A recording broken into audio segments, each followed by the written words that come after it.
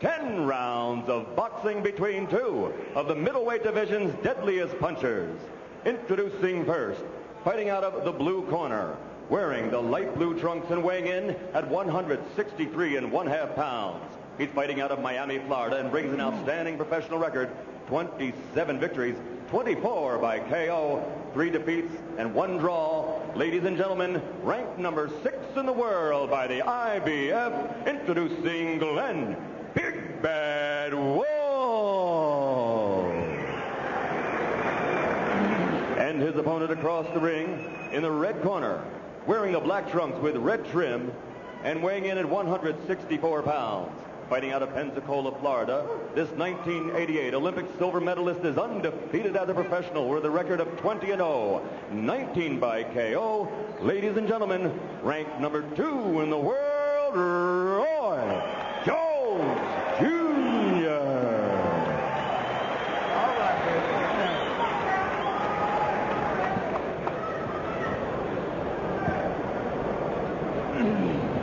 okay, I'll get on.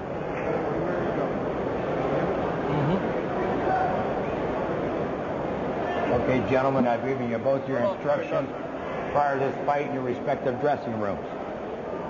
I'm telling both camps right now, I'm recognizing this as a legal punch since Mr. Wulf's trunks are high. Roy's are okay. Obey my commands at all times. Good luck to both of you. Everyone wants to know, can Roy Jones restore the glamour of the middleweight division?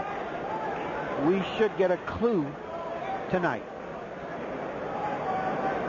Remember that Glenn Wulf, in 31 previous bouts, has never been knocked down, never been knocked out. Of Roy Jones's 19 knockouts, 15 have come within the first 5 rounds. His bouts average a little under 4 rounds per outing.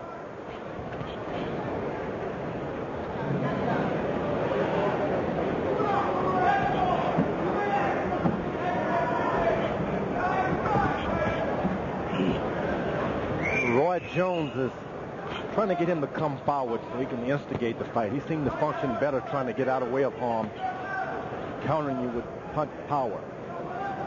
Doesn't like you using the left jab. Good right hand. If he just stays back, the history of the thing seems to indicate that Wulf will come to him. Wulf is a relatively active middleweight, likes to throw about 80 punches per round.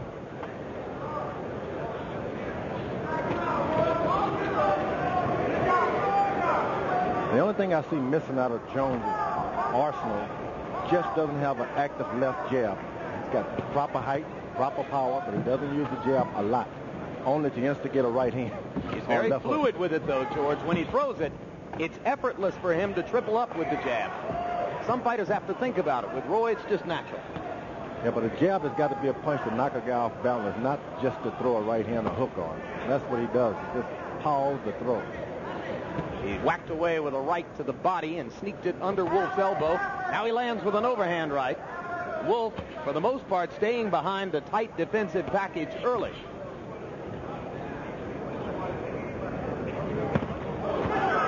Short left inside, and Wulf is stunned. And the right over the top, and now Wulf is holding on.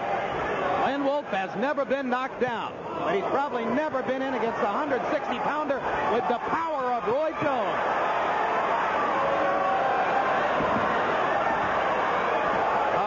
Star quality.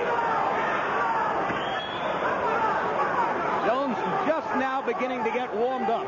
He threw about 4 left hooks in less than a second there, George. Oh, what a left hook inside by Jones. Dances, drops his hands, and pounds away. And Glenn Wulf has had enough. I thought he's indicating that he got hit by a low blow, not that he wants to stop the fight. But Toby Gibson has stopped the fight. I think that's... well, I'm just not sure what's happened here. I think it's a little premature. Was that a legitimate blow, George? Did he get hit low? We'll have to see what the replay shows us. I think he was indicating he was hit below the belt. That's what I thought. The referee thought he was just turning away from a good headshot, which he did get hit with a good right hand. I mean, we're talking about a guy who's fought over 30 professional fights and never knocked down before. That is certainly out of character. This kid, hey, this is the eye. That's it. Double They're the left hook. two short lefts inside that started things off.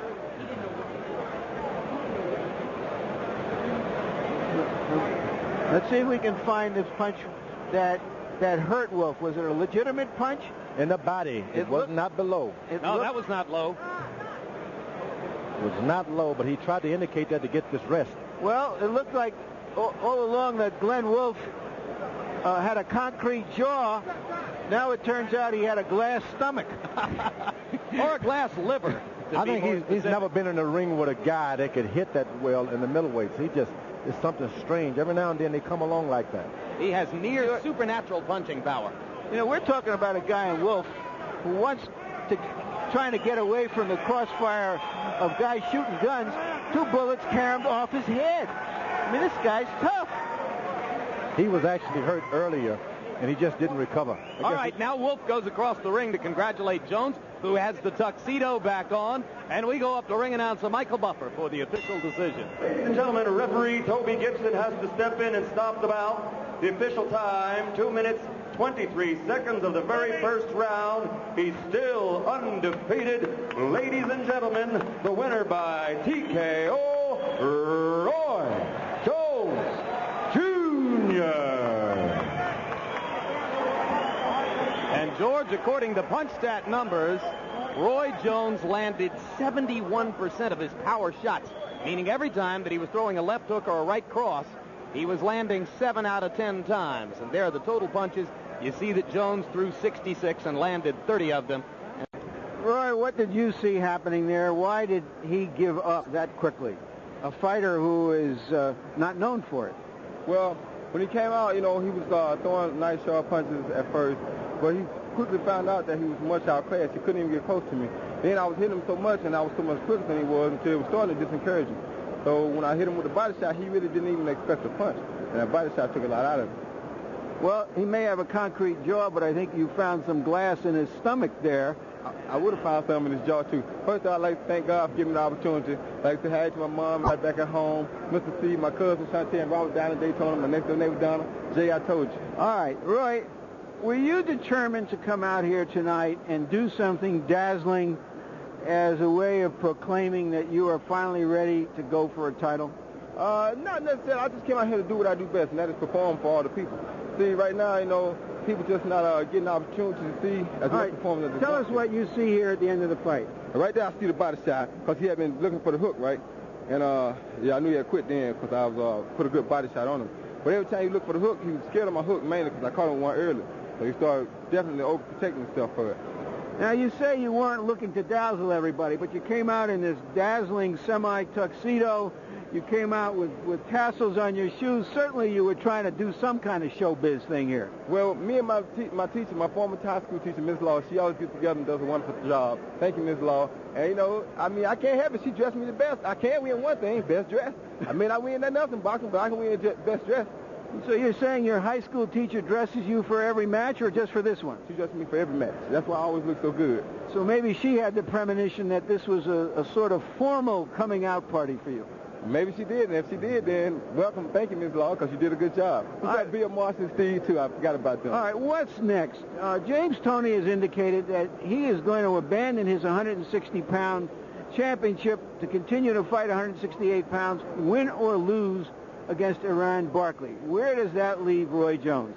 Well, that leaves Roy Jones looking for whatever's next, you know. James Toney says things like, you know, well, Roy Jones doesn't fight anybody, he's fighting bums. And look, he just fought Glenn Wulf 8 months ago and went 12 rounds with him.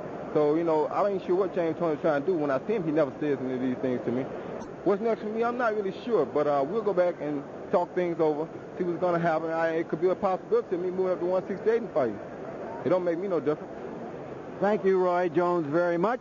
And I think, Jim, we just